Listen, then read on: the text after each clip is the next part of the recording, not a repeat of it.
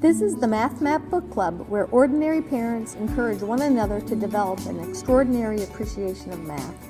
We love what we know and struggle over the unfamiliar. Through weekly conversation and exploration among friends, we can begin to enjoy ideas that seem difficult. Join our book club as we discover how math helps us to know God and to make Him known.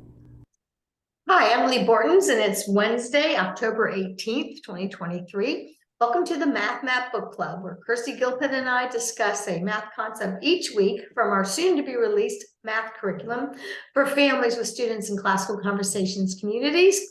Kirsty, what do you have for us today? Well, we are in 3D, and we are talking about rates. And so we're going to be looking at how things, did I just misspeak? We are in 4D. We are in 4D, and we are looking at rates and how things change in time. And before we jump in, I'll just take the moment to say that the reason why we really emphasized last week looking at matrices and the fourth dimension, because matrices give us a way to talk about four variables in a way that's a little bit more straightforward than just writing equations. It gives us some structure and organization, but four-dimensional math gets to be a lot. And so what we're doing is this week and for the next 2 weeks, we're going to be looking at really how things might change predominantly in time. And so we're looking at time as being sort of our fourth variable there. And sometimes we may just look at two variables, but we're still that idea of things changing in time. So this week we are focusing on rates. And for our exordium, I just love this picture. And I think it's been a favorite of all of us at the Math Map, the entire team. We've really enjoyed this picture over the years. So I am going to open the floor up, and what do you guys see and what do you like about this picture?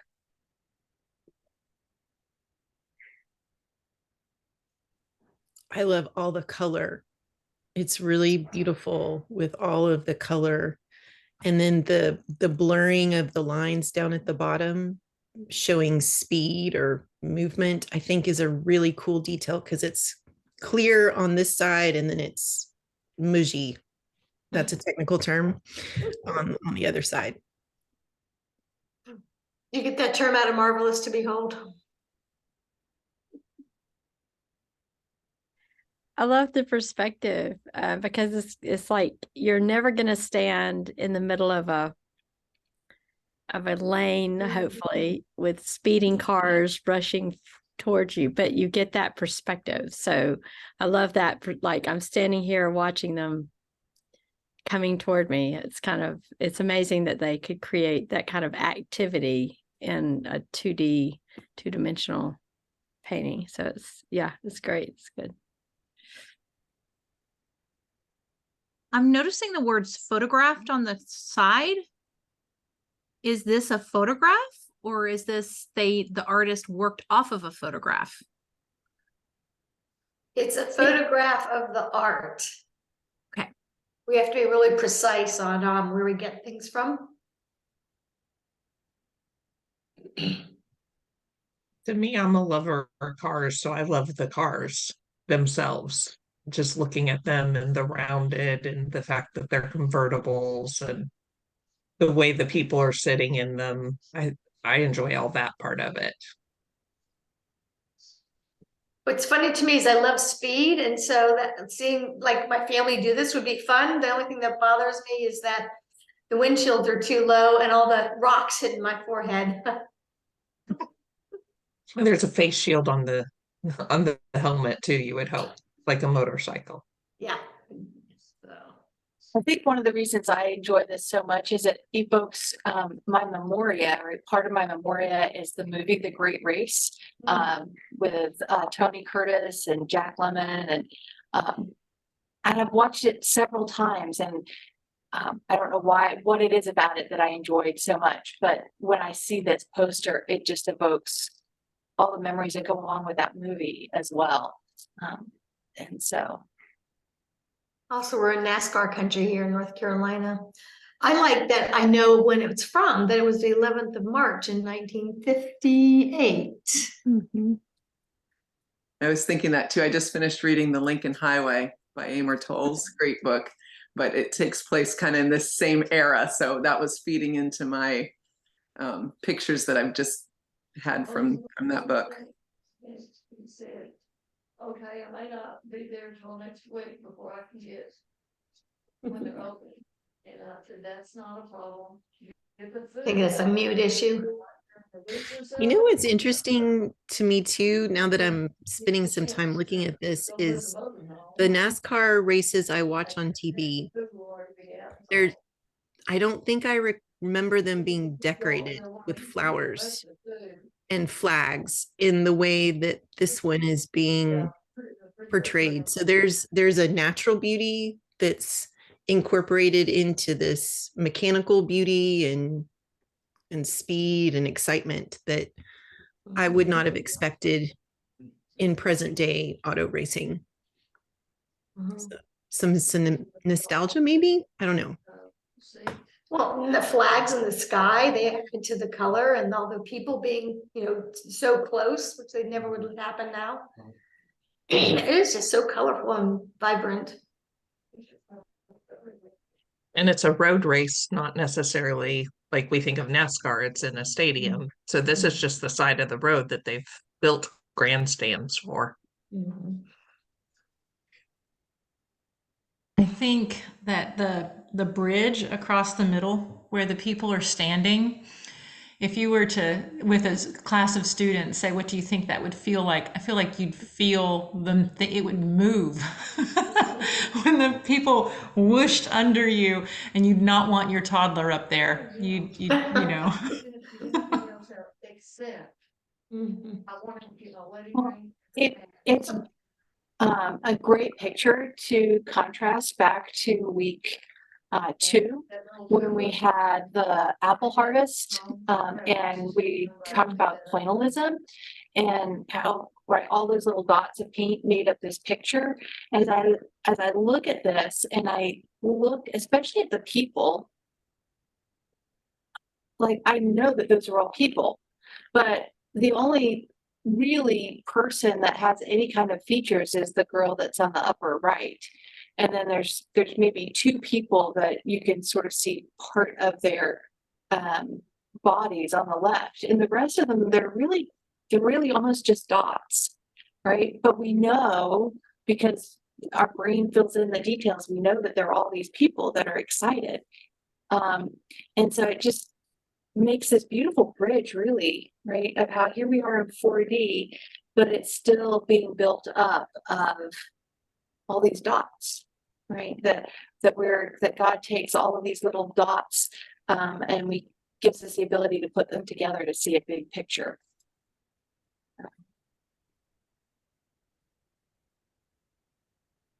All right, I'm going to move on because we could talk about it all day, I know, but we have more.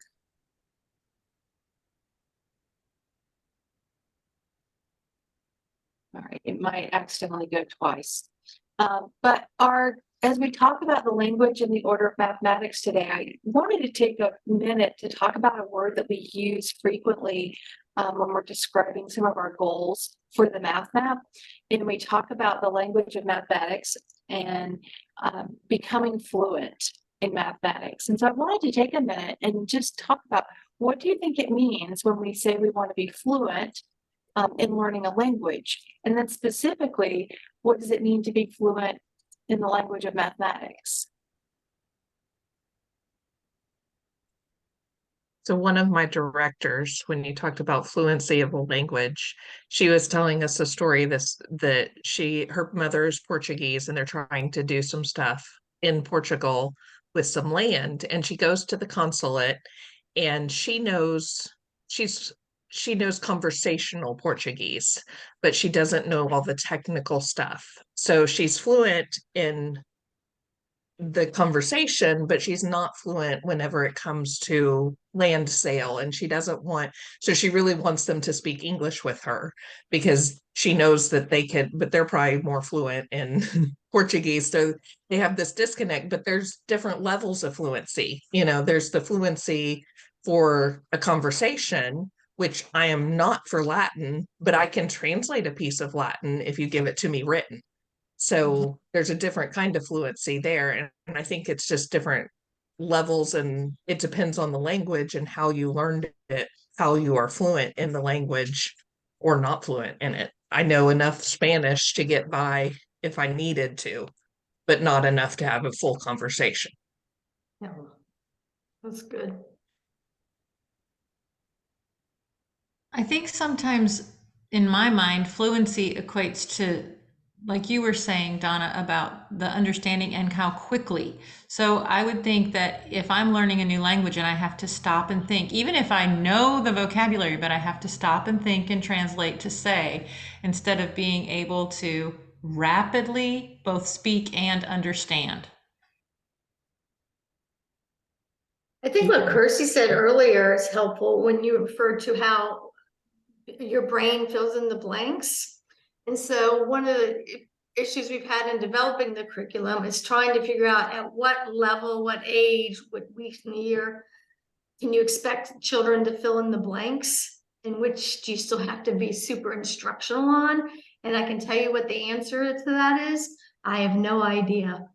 So what that has led me to believe is that we need to talk more and more about the math map in the sense of, like in Oxford, where you don't study a subject or get a degree.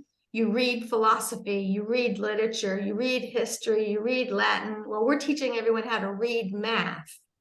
And just like I could spell the word anticipation improperly on the screen, you all could read the word if I left a couple letters out or flipped them, because your brain fills in the blanks. And so what you just said, Jill and Donna, made me think that fluency probably is when your brain can fill in blanks, when there's either an error or things missing, that you're so good at it. And that's why none of us are ever totally fluent, is what Donna just brought up. I might be, like, I'm really good at speaking English, but not in the sense of the trades or legalese. There's all kinds of English languages I am not fluent in. And somehow we think math, because it's fixed and orderly, we can be fluent in it at a young age, and it's just not true. And I think there's also if you are not staying in the grammar, because that's really what we're talking about is the grammar. If you don't stay in the grammar of whatever the language is, math, Spanish, Latin or anything, if I step out of it for 6 months to a year, I lose some of my fluency. And so it's not something that once learned, always learned. There's no such thing that's once learned, always learned. There you have to remain vigilant and consistent with your fluency, and you have to remain in that grammar. Even when you're rhetorical with something, you have to visit the grammar or use the grammar to remain fluent within that language or that subject or that trade or whatever. But I think the periods of practicing could get longer, in that I'm thinking about riding a bicycle, which is something I learned to do as a little. And I can still hop on a bike at my age. It takes me a minute to remember all the things, and the balance may not be as good as because my core is not as strong. I'll just be honest. Right. But I can still ride a bike. So there are some things I think we can spread the practices out longer. And I think that's the riding of the bike is there is a regularity that we do. Yeah. That's a basic. I don't think I'll ever truly forget what 2 + 2 is. It may take me a minute longer to remember it if I haven't really been doing math lately. But if you ask me 2 times 2, it might take me a little longer because that's a deeper, bigger skill or harder skill to begin with. So I think also it depends on where. So getting on the bike and just riding down the street in a straight line is one thing, is one skill. And then turning the bike is another skill. And then I used to be able to ride it hands-free as a teenager, which I cannot do these days. I blame the bike, but it's probably not the bike. You know, so there's different levels of the skill. And I think those basic ones like 2+2 or riding a bike are easier to recall than maybe physics or calculus or trigonometry or Well, tricks. so something interesting to me is how often, um, so my mom went to school in England and she actually went to what was called a grammar school. And a large part of what her education was lots of memorization. And it's amazing to both of us how much she remembers, little things that will trigger memories of things that she memorized when she was younger. And um, poems and songs, all kinds of things, that go back to those days that she hasn't had to practice. But some of it was because it was intentionally, that grammar was intentionally loaded at a younger age, that it's stuck, right? And it's still in there. Um, and so there's an argument, right, for us as we're talking about language with our students, with our younger students, right? The value of taking the time to really emphasize the grammar and the memorization with them in a world that wants to always jump to understanding, right? Don't memorize, just understand. And where really we can't understand without memorization, right? We can't understand if we don't have stuff to work with. Um, but I was also thinking as I was listening to Amanda talk about our core, right, that some skills perhaps transcend, right, just that one thing, right? We think about basic calculations a lot, and so we didn't have to intentionally practice those skills to be keeping them up. But there are other things that we do need to be more intentional. And I was just thinking too, right? One of the most important uses of language is in communicating with God, right? In prayer, reading his word.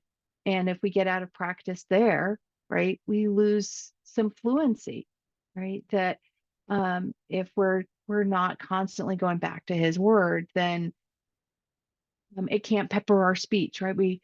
But we've all been around those people who truly seem to speak in psalms to one another, right? Or that their testimony just drips off because they're intentional and they're fluent in it. So when we think about that fluency, I think it does mean keeping a strong core. It does mean starting early, and it does mean that we have to practice it, because there really aren't any shortcuts. Even though right now it seems like learning languages is the hip thing, right? So if you look at Duolingo and then you look at how many different competitors are out there, and they're always all trying to sell you a shortcut to becoming fluent in a language, right? Our method is better. Our method is better. And as Lee has said over the years, it doesn't really matter. Just pick something and stick with it, right? It's that practice and that commitment to something. So, but yes, we all, right, it's a lifelong. I love the fact that Lee's pointing that out. It is a lifelong, fluency is a lifelong goal. So, all right, so this week we are looking at lesson 24, which is rates. So we are the second of 4 lessons that are in 4D, and thinking about connecting this to the idea of harmonics and music. So when we think of time, music is a natural connection to make there when we think of time, right? Because so much of music is about the beat. And when we want to play music with others, right, we want to know what the time signature is so that we're all playing at the same rate. Because we could all have music designed to be harmonious, but if we're not playing it together, then we certainly have a cacophony, as anybody who has been with a bunch of 4-year-olds and a tin whistle know. All right, so looking at our little piece of a chart. I just picked a small piece of the chart to talk about this week. And the first thing I thought we should talk about is defining a rate. So is there anybody who feels like they have a strong grasp on the definition of rate and would like to share that? Slope. Okay. Change in y over change in x, or the change in x over t.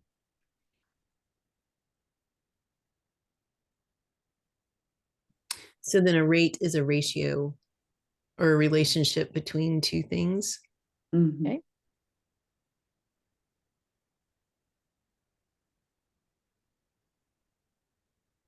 So in our chart, since it's not here, I'll read it to you. It says that a rate is a comparison of two quantities that could be linear, planar, space, or measures. They could be comparisons of other rates. Typically, we express them as a ratio. And a lot of times we think of rates happening in time, but they don't always have to happen in time, right? Because I could talk about, um, you know, different measures, right? I'm comparing two different measures that are going along. So I put some here that we can certainly come up with. As you look at these sample graphs, these are showing some different things here. So one thing that I've got, I'm just going to see if I can highlight. This row here is showing a constant rate of change. So I can have change that is zero change, right? It doesn't change at all over time. I could have something that it is increasing, or I can have something that is decreasing, right? It's going up or coming down. And then it can be increasing faster than something else, right? So when we talk about faster and slower, we always have um, a, we need to have some kind of comparison here. So that's why there's three lines trying to say, hey, this would be what it would look like to be faster or slower.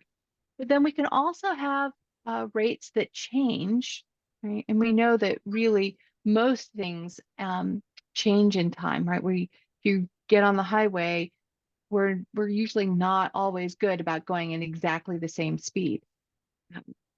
Or even if we have our speed control set, our cruise control set, right? You go up hills or down hills or round curves. And so that changes things. So we may look at things and model them with as though they were constant, but a lot of times things are changing, right? And they're constantly changing. But these are some things that we can talk about are things that are increasingly increasing, right? So they're going forward, they're speeding up, or they're slowing down. It's still going forward. Right. So I'm still going forward, but more slowly. I'm speeding up, but I'm going backwards. Or I'm slowing down, but I'm going backwards. Right. So there's different ways we can talk about this. So to help us, because the graphs I think can be challenging, we're going to just talk today about different things. So here's a question for you. What makes a mountain steep? Anybody that's been for a hike? What makes a mountain steep? What do you think is steep? The slope. The elevation's really high compared to the horizontal.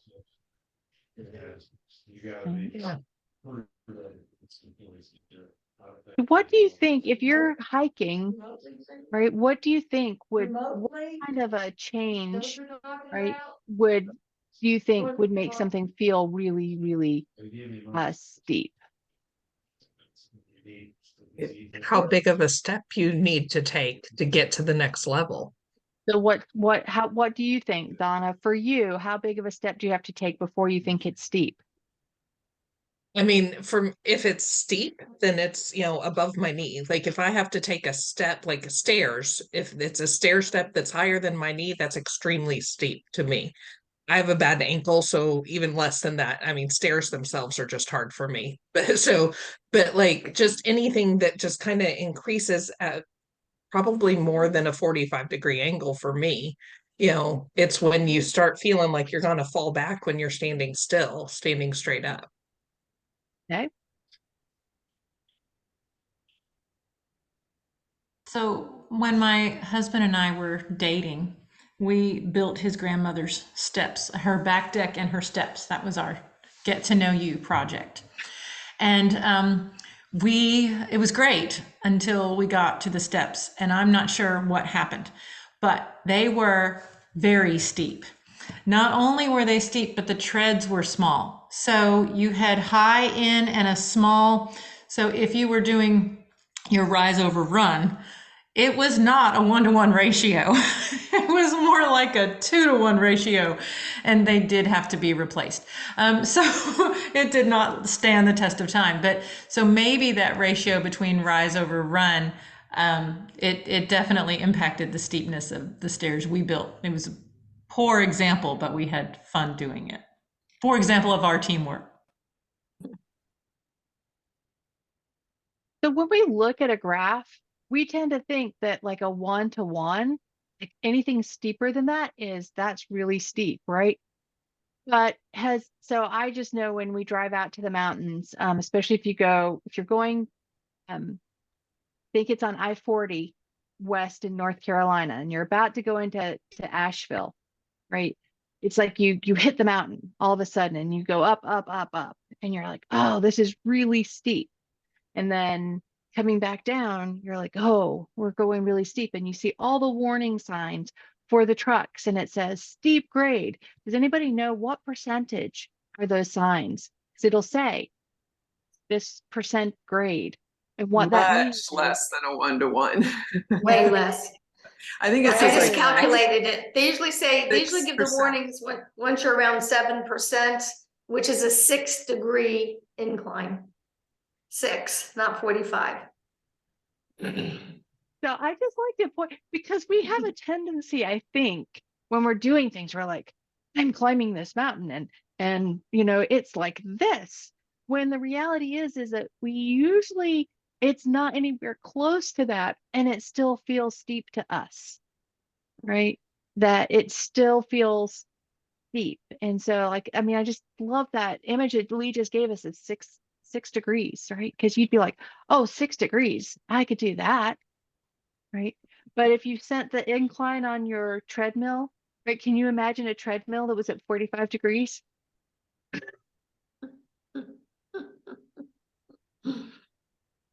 So, how about this? So we're recognizing that, all right, when we look at paper, right, our understanding of steepness is very different to what we experience in real life.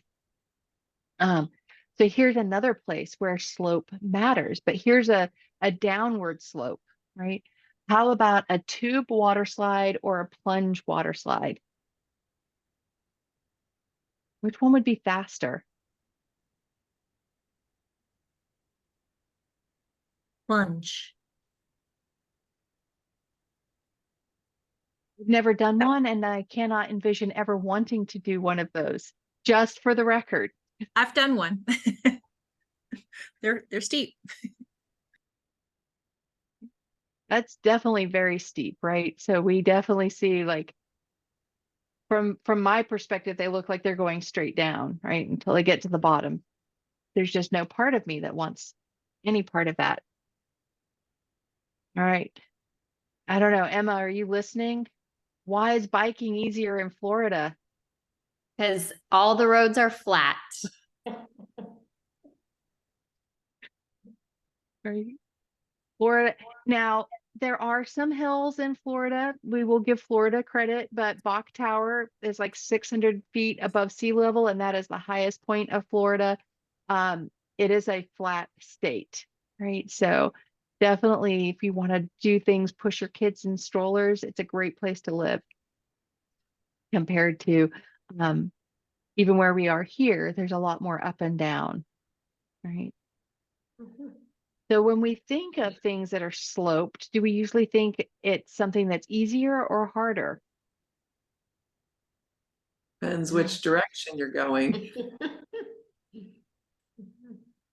I mean, but even it can be hard going down if you're trying to not get your bike going too fast. Yeah, trying to control your rate.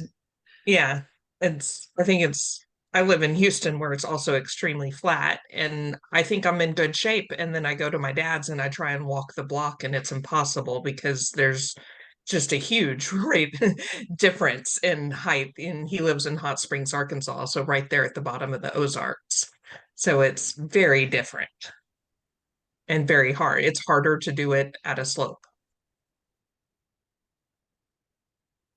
All right. So those are all like just thinking even are constantly changing. So let's take a thought about something, and we're going to look at this again on the naturals lesson pages with those on the bottom. Would you want your airplane to be increasingly decreasing or decreasingly decreasing? Do you have a vision? Is he taking off or is he landing? This is landing, yes. So if I'm decreasing, my position is decreasing. Do you want that increasingly decreasing or decreasingly decreasing? The second. For sure. I'm looking at these graphs and like, if we would do the increasingly decreasing, that's we would collide with the earth. Yes, it would Other, not be a happy landing, would it, Jana? no, for sure. So it Steve, helps. explain that, take some time to explain the forward and the backward. I totally get it when it's linear, but I think it means more on these curves than I intuit. So one of the great things about this lesson is that it's really emphasizes that we can use X and Y, right? Where we are in general, let's see if I can get my annotations to work here. In general, we're pretty comfortable with calling our horizontal axis X and our vertical axis Y. But this, notice here, we're using different values. And so we're saying in this case, when we're talking about um, velocities and speeds and positions, we're usually talking about it in time. And time is going to be, in this case, our independent variable, and our position is going to be dependent. So this is, in this case, we've got Q here as our generic case, but we can think of this Q as being our X, which is our position. It could be P for position, D for distance, it could be lots of things. But that's what we're doing, is we're saying in time what's happening to our position. And so if my origin, right, I'm either going away from my origin, which would be forward, or I'm coming back to my origin, which would be our backward, right? So when we think about forward and backward, we're talking about, is my position going away or back? And so my positive slope, I'm going away. So those things that are increasing, right, those are my positive slopes, and I'm going away. Where my negative slopes, I'm now coming backwards, back towards my origin. And so that's Was where it the really forward, backward or is it towards the origin? well, in this case, it's toward the origin. If it went past the origin, I mean, it would be backward from wherever you are, right? Relatively, you're moving backward. So if we were looking at multiple quadrants, I could have gone past my origin, but if I'm coming back towards the origin, I would say I'm going backward. So all we're comparing then is the two on the graph saying forward is because it's going in the upward direction, and the two on the right are backward because they're going in the downward direction. Correct. And that's because it's related to T. Yes. Because for X and Y, it feels like if it was X, you're always going forward, going right, and backwards, going left. So that's where my Right. confusion was coming in. Yes, Do and you that's guys, where we have to be. are you guys clear on it? I am appreciating this conversation. This is very helpful because I didn't know the forward or backward either. But are you saying that that whole line T is almost like an origin line? And so if we're moving away from that line, would that help students, or to think of that line as the origin and how our altitude is Well, moving my away origin, from? hang on, let me, This is a place where your fluency allows you to fill in blanks and mine doesn't. Yeah, That's why it's not clear to me. But All right, it's way clearer now than it was last time we talked about it. So I want that's them to good. be asked. So we should be able to get forward and backwards as words so moms understand. So that where those two axes cross is always my origin, right? It's my 0 point. For my here, it's the 0 point in time, Right. whatever that was, right? This is my 0 point in time. But this is my 0 point for, I'm going to call it distance. Let's just say distance because, right. So that's my distance or my position. And so what I'm saying is that if I was going, right, I may have started far away. So just looking at this graph, I started far away at when I started my timer, right? I'm measuring how, like we're playing Mother May I, right? And the measuring how fast my kids are running back to me. So they started far away from me and they're coming back to me. And so as they run back to me, right, over time, their position is getting closer and closer and closer and closer and closer to me until they eventually get to me. So we're going forward in time and I'm back going, in space. yes, I'm That's going forward in time, but backwards in my position. right. That's where it's hard because we like to think of our horizontal as being our position. And so we have to flip this now and say, oh, my vertical is my position. And that's hard. Right. And so that's one thing that I love about the math map is that we're not waiting until kids have been doing X and Y's for 3 years to have this conversation. We're having this conversation with them every year to really reinforce that my axes can be anything. Right. And so we may get used to thinking of X's and Y's, but they're hopefully they're not going to be so trained in that this becomes as hard as it is for us, that they're going to be more familiar with it. So is that an arbitrary? Did you switch it? Is this a standard? So Is it just I just kind of I'm trying to kind of figure out, like, would time always be that way? Are you emphasizing something because in of how? this case, I'm saying that time is my independent variable.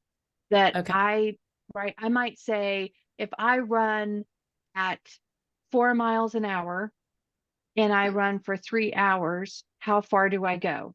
I go 12 miles, right? So my independent variable is time, and my position now depends on how far I run.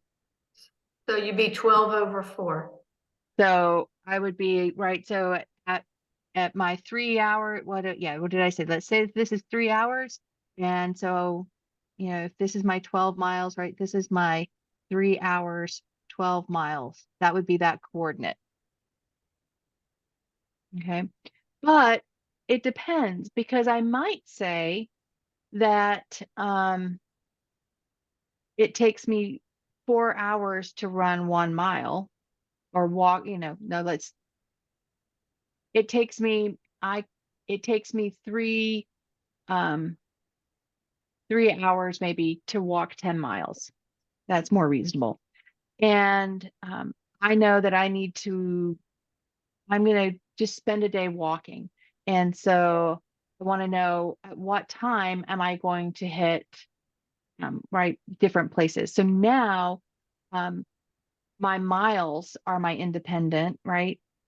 My independent variable, and time would be my dependent variable. So my axes are always going to be the horizontal is my independent, and my vertical is always going to be my dependent, right? Variable. And so oftentimes we have t as our independent variable, but there are circumstances where it may be the other way around.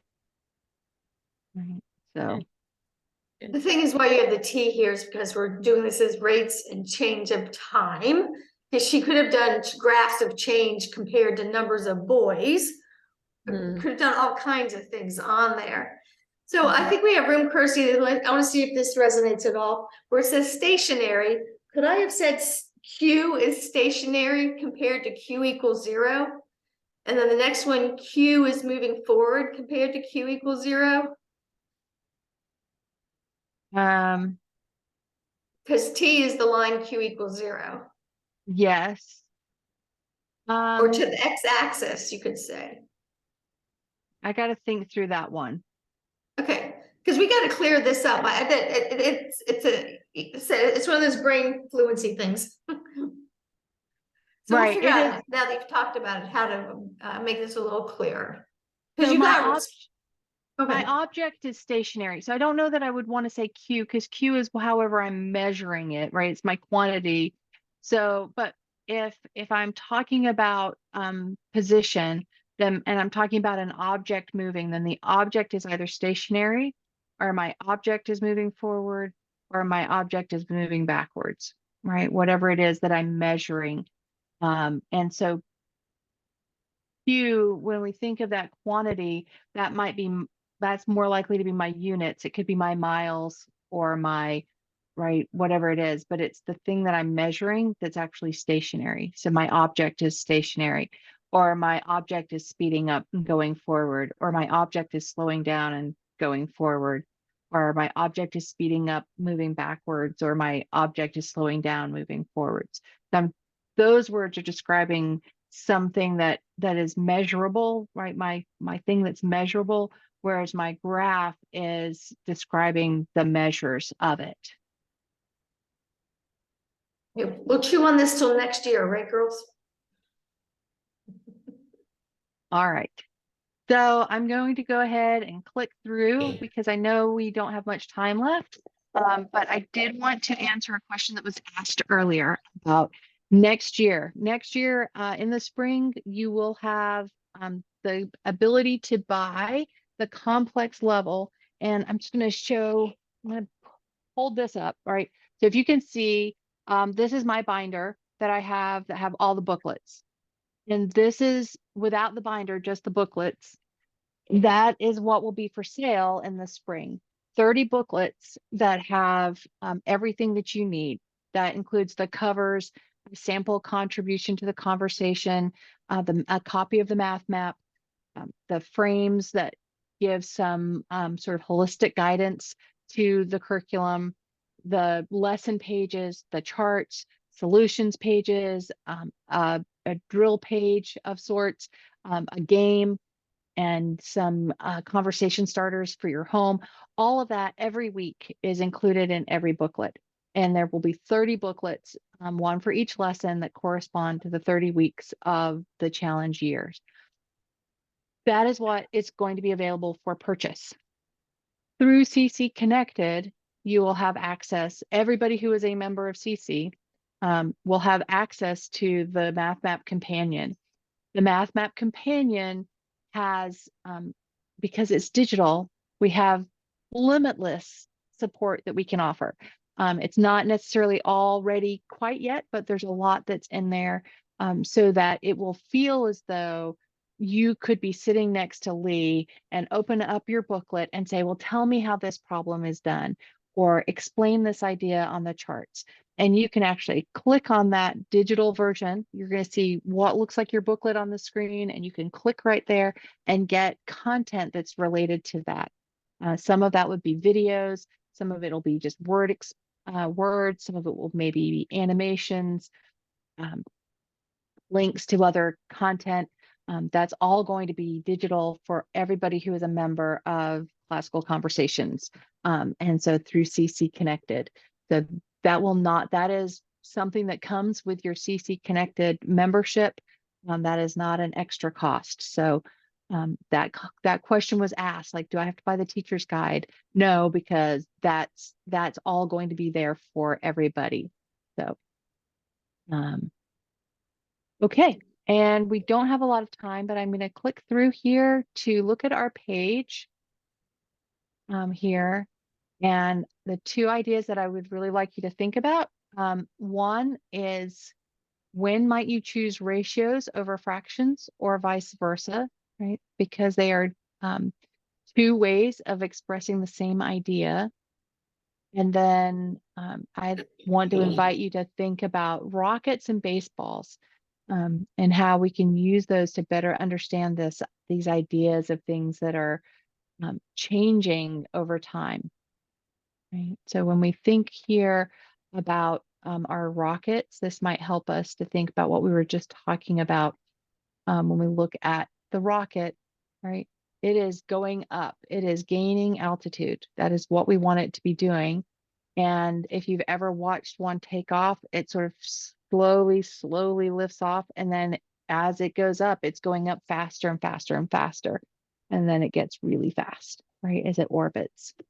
But yet, if we have a baseball and I throw a baseball up because it doesn't have any kind of propulsion, what happens, right? It starts off fast, but it goes slower and slower. It's still going up, but it's going up more slowly until eventually it stops, right? And then what happens?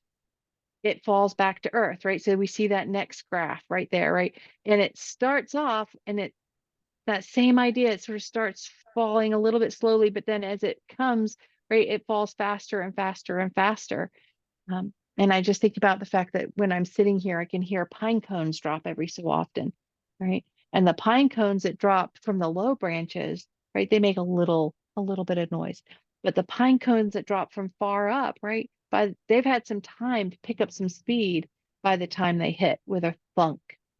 And then we see again that picture of the rocket now coming back in. So we had our rocket go slowly and go up, right? As it comes back in, it's kind of coming in and it's buffeted by the Earth's atmosphere that sort of slows it, right? And it starts to slow down, right, as it comes in, and then it deploys its parachute and it just goes even slower, right? And then eventually gently hits, right? We wouldn't want the rocket to go thunk as it hits the Earth, right? We want it to just come down as softly as we can.